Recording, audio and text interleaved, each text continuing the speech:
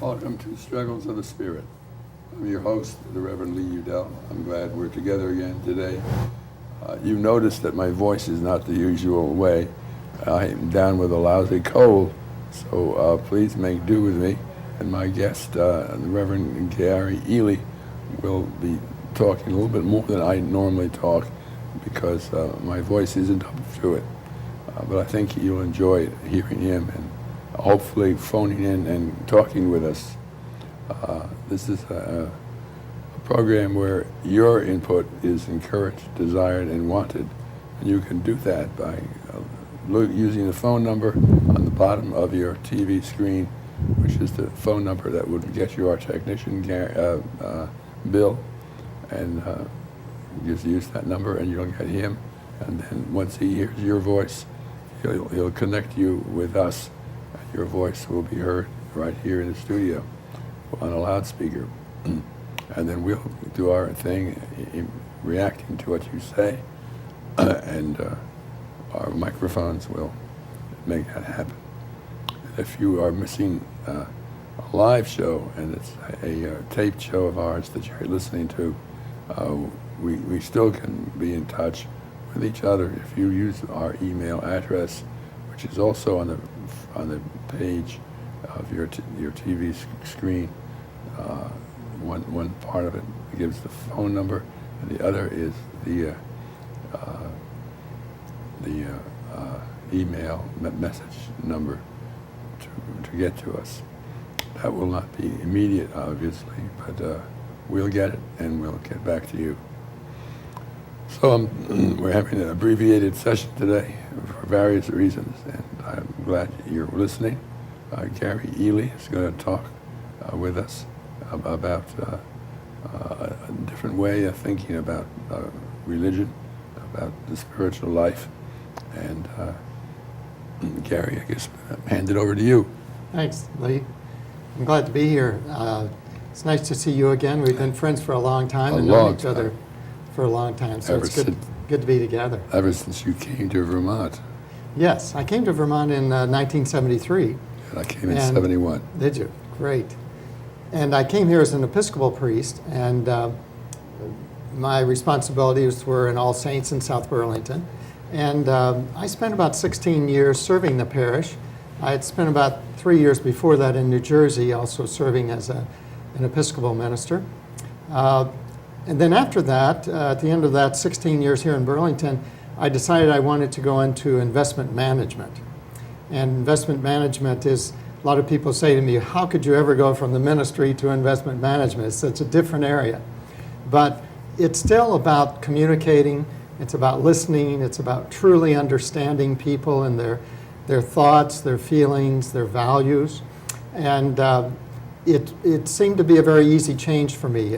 And I've enjoyed it a great deal. I see my work as an investment manager as really a ministry of caring for people and helping them to understand and be good stewards of their resources, and knowing how to budget, knowing how to invest, knowing how to figure out how much you need for retirement. All the financial planning aspects are included in my business. So I just see it as a ministry that's more focused in that financial way. When you first asked me to come on your program, The Struggles of the Spirit, I think that's a great title because it's a great title because all my life I've been struggling with my spirit and with with God's spirit, or if someone wants to call it the power, the energy, the source of the universe, whatever name a person might use for that aspect. I'm really struggling and have always been struggling. I've always questioned, I've always doubted. I've never taken the word of some authority that things were a certain way. I'm more like the people from Missouri who say, they're the show me stage. Show it to me and then I can believe it. Then I can relate to it and I can understand it. Well, even the great saints in the church were somewhat the same way. Yes. You know. Well, Thomas, we've always considered Thomas the disciple that doubted because he didn't believe in the resurrection until he saw Jesus. And of course, Jesus, the story goes, came into the room and showed him his wounds, and Thomas became a believer. I'm sort of that way. I'd have to agree. I want to experience something that's real to me. I'm not willing to just take someone else's word for it. So one of my thoughts and one of the things I've been observing lately is that in the United States, I would say over the last 5 or 10 years, there's been a gradual growth of a new kind of spirituality. This is not happening in religions typically, although some religions may include it in their life or their practice or their worship. But it's a new emphasis upon living in the now moment. Now, the now moment is something that it's a book actually written by an author, and I'll think of his name in a second, I'll come back to him. But it was very similar to what Ram Dass was saying in the 1960s. And that's when I was in college, and I was reading his book, and people were experimenting with LSD and with marijuana and drugs and mushrooms to have religious experiences, to have, well, actually, I should say spiritual experiences. And I think the spiritual experience we all are looking for is a very intimate relationship with what we call the other. Now that, you could use the word God, or you could use the word Allah. There's a lot of different words used for it. And actually the Hebrews, back in the time of Israel, in the early times, they believed you could not name God. Excuse me. There was no word that you could use because that would be a blasphemy to try to call God a name. So they used Yahweh, which meant I am that I am. And that's really a key to the experience we're looking for. How can I be in a moment and know truly who I am and know truly who my Creator is? Who is that spiritual Creator that we all have that we can relate to? Now, a lot of religions have used worship, they use music, they use prayers, they use different actions and even social service in different ways to try to develop that intimacy or that closeness. But there's a new emphasis in this day and age to have an experience of this other, this divine, this source of all of life. So I began to read, and I began to go to workshops, and I began to study in a spiritually struggling way to find this intimacy, to find how to have this kind of intimacy. So one of the things that many Eastern spirituality, the spirituality of the East recommends is meditation. Now, meditation first started coming out in the 60s as many of the gurus from India would come to our country and teach people how to meditate. And it was not something we were taught in American religions. Meditation is essentially learning how to still your mind, quiet your mind, so that you are not thinking. And therefore you don't identify with your thoughts, but you begin to observe your thoughts, observe your feelings, and then let them go. So there's a thought comes up, and it's the image some of them use is think of yourself on a river, and as soon as you have a thought, you put it in a rowboat or a canoe, and you let it go down the river. And that way you let it go. It's no longer in your awareness. And in fact, the key here is to be aware of this now moment, to be very, very aware without being possessed by, controlled by your thoughts, your feelings, or your actions, anything you remember. So the first step is to learn how to meditate. And in meditating, to learn how to quiet our mind. And in that process, we make a step. This is quite an interesting step. We're asked to step out of our ego, which are the thoughts, the feelings, the actions we're aware of, to step away from that awareness and move into a deeper awareness that allows us to observe those thoughts and feelings, but not be controlled by them. Now, when I first started this practice, I found it impossible. My mind had so many thoughts. They call it the mind of a thousand monkeys. And, the one thought after another, and your mind just jumps around crazy, and you feel like you have no control. And in the extreme, a person in the extreme of having absolutely no control about what they think about or what they say or they do would be a mental illness. It would be a person where there was no control, nobody in charge, so to speak. So stepping out of that ego to go into this place that really is in charge, which you might call your essence, your spirit, could even be your divine purpose, your goal in life, stepping into that, and then from that vantage point, observing what you're thinking and feeling, you begin to realize that some of your thoughts don't make sense. Some of your thoughts are weird. Some of your thoughts are not what you want to do in your life. They may be your fears, but they could also be your hopes, your dreams, those kinds of things. And so you begin to be aware that not all thoughts become reality, and not all feelings have to become reality, that we really have a choice from this deeper place. So by learning to be in that deeper place, we begin to make some choices about what we do want to think, about what we want to feel, and about what we want to do in this life. And by watching those things objectively and making some decisions, we begin to experience this state of being. It's a state of being where the thoughts aren't in control, the feelings aren't in control, no other person is in control of us, but we, in this deeper sense, we have the choice. We are free to make a choice about what thoughts we will have, what feelings we'll have, and how we will act that out and pursue that in our life. I'd like to interrupt for a moment. Sure. and explain to our viewers that we have a shorter version of our program today, Struggles of the Spirit. Our program is not the normal 1 hour length, so therefore we have maybe 20 minutes more. So please participate, phone in, and give us your reaction to what you're hearing from Reverend Gary Eley. Thanks, Lee. So to get back to where I was and kind of continue and finish this thought, by going into this inner space of being, which you might call your inner self or your true self, you could call it also your intrinsic self. We have to be able to let go of the thoughts and the feelings that are mostly thrown our way by the world at large. So anywhere, any input, could be your television, could be your music, could be your friends, could be your workmates. All of these people have thoughts and feelings, and they're sharing them with us. And we pick up on some, we ignore some, we like some, we dislike some. We end up being a judge frequently. We get caught into being the judge, which is, again, the ego. The ego, if some thought or feeling frightens the ego will put up its defenses and try to discount or protect itself from those thoughts and feelings.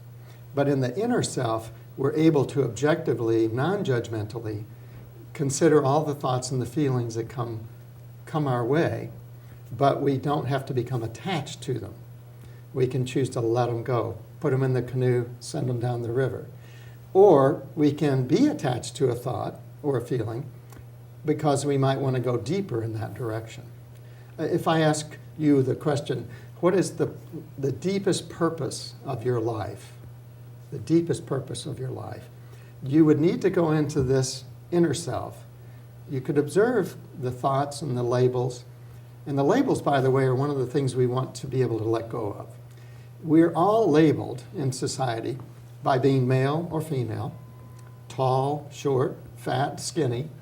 And we think of these labels and we put them on people. We don't often say them to people, but we may be thinking them. We also often ask people, what do they do? Because we label them by their job, by their vocation. This person's a teacher, a doctor, a lawyer, a correctional officer. We could label people by their jobs. But the deep inner self still sees all that as in the ego. And then we label people by races. Now, the problem with these labels is we have generalizations about them, and we have, if you want to be honest, we have prejudice. We have opinions about races and sexes and all of these labels. And those opinions get in the way of our really connecting with the spirit of that other person.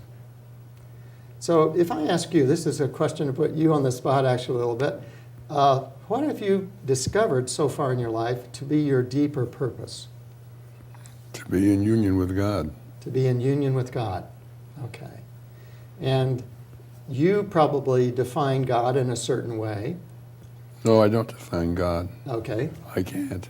You can't. Okay, so you've made a decision that's something you won't define. I won't try to, but... Because it'd be an attempt to control God, maybe? No, it's beyond human capability. Exactly. Now, there's a philosopher back in history named Krishnamurti, and he was very strong on this point of not labeling. He said that our words divide us from others more than they unite us. And when you say you'd like to be united with God, you're really talking about something beyond words. And that, I think, is the spiritual struggle. And it's also what is, I think, a spiritual awakening that's happening, particularly in America right now. We are searching for this intimate union experience with what we call God or purpose or source or divine or Allah. Depending on your race and your background, a person may have a different word, but I think we're all talking about the same experience. How to be in communion. Because once I'm in communion with this source in my life, then I'm in a position to make decisions about how I'm going to live my life. So I decide things about, am I going to pollute the environment and leave this world worse than the way I found it, or not? Am I going to is my God going to be money? That I think by having the most money in the world or having a lot of money, I'll be happy, I'll be joyful, I'll be creative, or not. Maybe I see money simply as a tool. It's how I pay my bills. It's how I buy my food. It's how I continue my physical existence. But the real purpose of life is more like what you're saying. How can I be in union with God? Now, one of the things I learned from the Episcopal Church in the prayer life and in the worship life was to love God, to love your neighbor, and to love yourself. Because that's saying we're all three together in this. We're all united. And the goal would be for all of us to be united. So if I'm going to love my neighbor, I really don't want to go to war. Never. I don't want to kill my neighbor. I don't want to destroy my neighbor's crops or my neighbor's sustenance. I want to figure out how to live with my neighbor rather than shoot my neighbor or be shot by my neighbor too. So, taking this spiritual desire to love myself, my neighbor, and my God, and to put that into practice in my life means I'm going to have to make some choices about my behavior. What are the things I'm going to do? Now, one of the choices I've made in my personal life is I'm not going to drink so much that I become an alcoholic, or I'm not going to use illegal drugs or any drugs to essentially have my life depend on that drug or have that drug control me. And I'm working on this labeling thing of not labeling people according to their sex, their religion, their race, their job, but trying to connect with the heart of that person. In India, friends have told me that have visited in India that when an Indian greets you, they say, Namaste. And what that means is, I recognize the God in you. And then you say back to the person, Namaste, I recognize the God in you.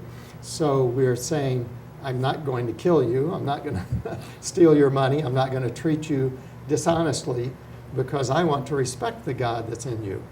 And I hope you will respect the God that's within me. And so even though we may use different names, those are just labels.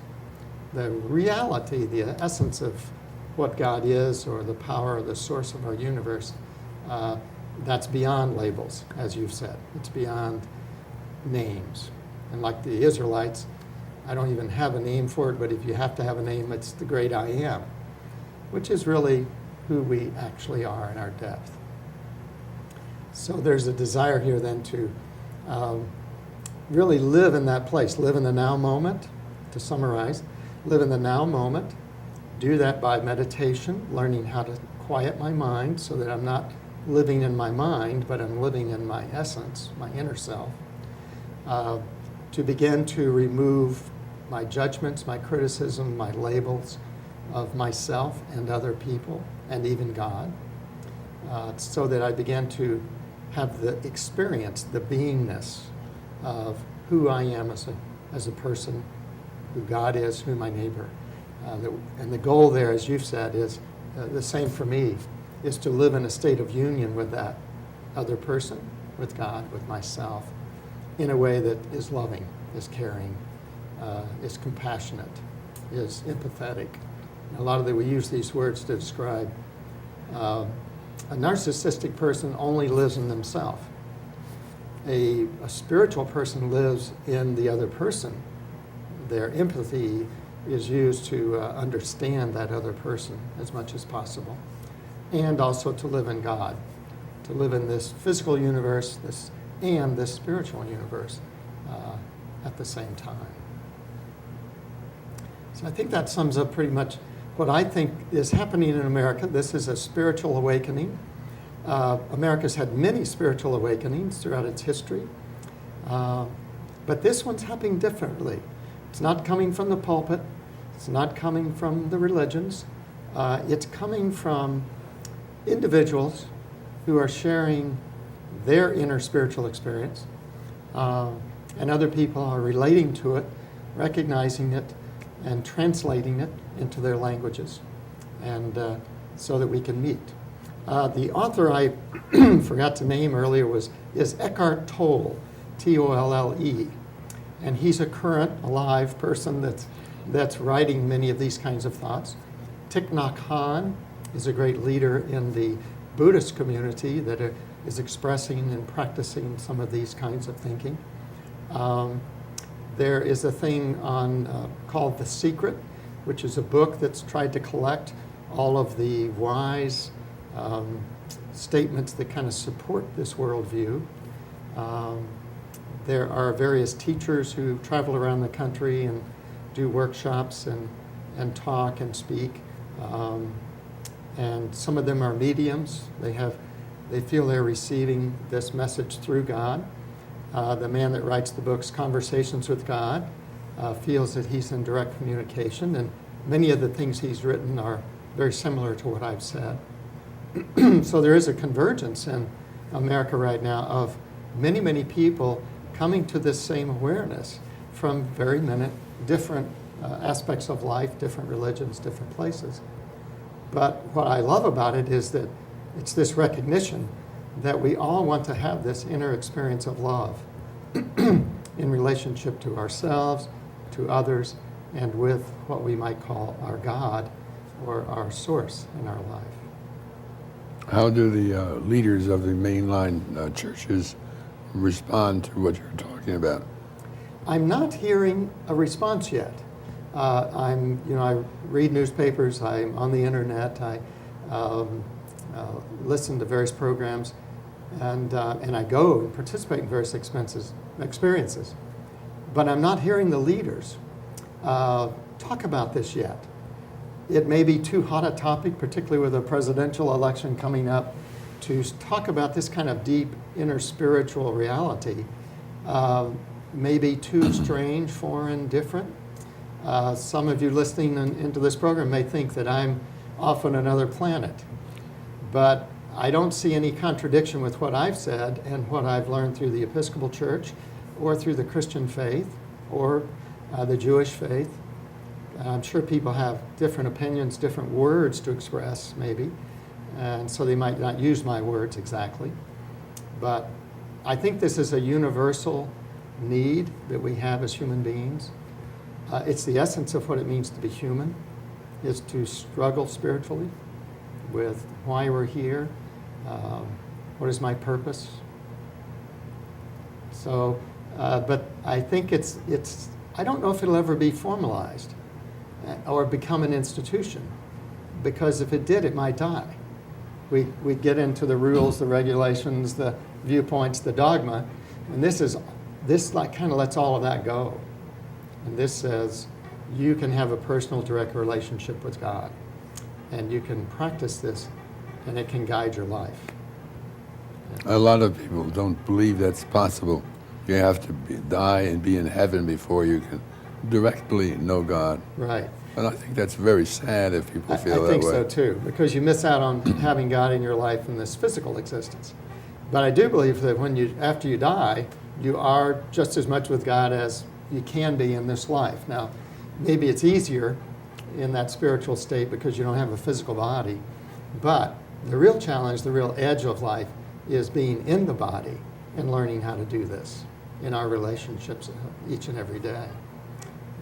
How can I be my truest self with you, with myself, with my wife, with my children, with my coworkers? How can I do that in all aspects of my life?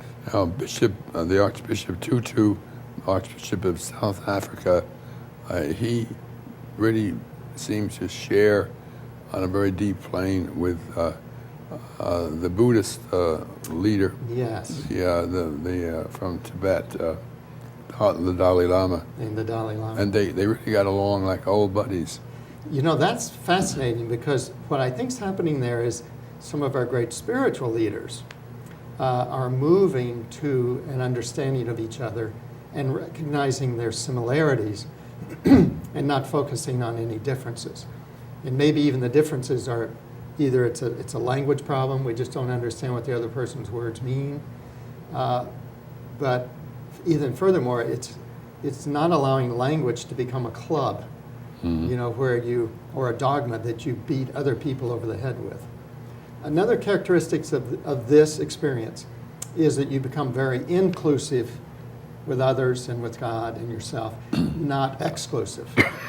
Now, unfortunately, many religions have become very exclusive, and that's not the way their founders started, usually. Their founders were usually very inclusive. We can see in Jesus' words that he's very inclusive. But the church quickly began to add words to Jesus' words in the Bible. They developed disciplines, dogmas, and creeds to kind of define their faith, which became an exclusive kind of action. But now I see this awareness and this awakening in America is inclusive. It does not divide people, and it does not say, well, you're wrong, or I can't talk to you because you have the wrong belief, something like that. It's more like, tell me about your belief, explain it to me, and I'll explain mine, and we'll try to find some language that unites us rather than divides us. I think there was a Roman Catholic practitioner of the spiritual life who was he was well known in this country.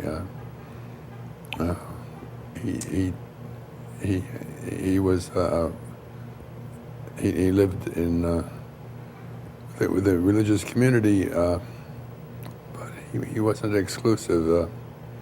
What's his name? You know his name, if I can remember. I do. Is it in our lifetime now? Oh, yes. Yes. I mean, so someone that's alive now? No. He was. He was electrocuted. Oh, yes. He was a Roman Catholic. In a bathroom. And he died over, I think, in China. Yes. Or somewhere was where that death happened. And he was beginning to do the synthesizing between Buddhism and Christianity. He's a famous man. He is famous, and I want to say... If you say his name, I'll know whether it... I knew it a few minutes ago. It's not coming to me right now, but... Okay. We have 5 minutes left. Okay. So do you want to try to sum up? Yeah, I think I think you've brought out something I wasn't aware of. Political leaders they have a lot of trouble because they are supported by one party. That party has its emphasis, its dogma, its views, its positions. They can't vary too much from that party because then they'll lose the support of the party. That's right. And the money is in the party. The PACs and all the money that's been donated comes through the party to the candidate to be in the media. And it's hugely expensive. We'd all love to see that money go for any worthy cause. But it's the way our system works. But a Democrat can't sort of be bipartisan. as easily as they used to. In the older times, I think politically, people would recognize an idea as a good idea, and they could both support it, and you'd have bipartisan support. And I think Americans want that. I think they want Democrats and Republicans to work together and not fight and not try to kill the other party or have the majority power, but try to do what's best for the American people. Now, spiritual leaders, while they have the groups that they come from, the gentleman you were talking about and people like Krishnamurti and the teachers I see that are emerging now in the spiritual disciplines, they're not coming with dogma. They're not saying, you know, our religion is right because it's founded on Jesus Christ, or our religion's right because it's founded on Muhammad. When you have two people with those kind of views, that's what's going on in the Middle East. They're fighting with each other. And they try to make it sound like it's a religious war. The same would be true with the Catholics and the Protestants in Ireland. You know, they're trying to say it's a religious war. It's not a religious war. It's an economic thing. Yeah. Everything works on economics. If I've learned nothing else in being an investment advisor, the economics are what divide us. And if one country cuts off another country's supply of food, they're going to raise up arms and they're going to fight because that's all they have left to do when they're starving. But they probably won't be very effective because they, you know, the party in power can starve them out, and that's what we're seeing in Darfur. So, you know, what we want to do is to get people, the spiritual people, want to get people talking, communicating together, realizing their similarities, their common causes, their common needs, and then we can help each other. It's been said that there is enough food in the world to feed every person. What there isn't is a distribution system that is fair to all. So you get a dictator in a country somewhere, and this can happen in any country, who decides if everybody agrees with him, they're in, they get food, and everybody that disagrees with them, they're not in, and they don't get fed. That kind of decision is in no way what we would call a spiritual, godly, compassionate decision. In no way is that qualified. So, but the hope is that each individual, as each individual gets in touch with this deep inner self and begins to love their neighbor, himself, and others, and God, then our decisions will change. And then we'll be all too happy to share what we have. And there'll be enough to go around, like the story of Jesus feeding the 5,000. He only had 3 loaves and 2 fishes, but everybody there ate. And I would like to encourage everyone to if you read the book, 3 cups of tea. 3 cups of tea. Do you know it? No, I'm not familiar with that. It's a marvelous story about this American who was out originally to climb K2 in Asia. Yes. And he ends up dedicating his life to providing schools for poor children and emancipating women from prejudice. Yes. Doing it all without any flag waving. Yes. Yeah, not trying to draw attention to himself, but essentially doing the work, being the work. Yeah. Greg Mortensen. Yes. Yes. And I'm trying to remember the... I'm still trying to remember that Roman Catholic brother that was... I've got another name stuck in my mind. And tell me what you have. I keep saying Meister Eckhart. No, that was a long time ago. He was way back, and I know that wasn't the same person. But he was a tremendous bridge between Buddhism and Christianity. And he openly said, I think we have a lot in common. Yes, and we do. He said that. You know, as I study Buddhism more and more, I see many similarities. Yeah. Well, thank you all for listening. And this is the Reverend Gary Eley we've been talking with.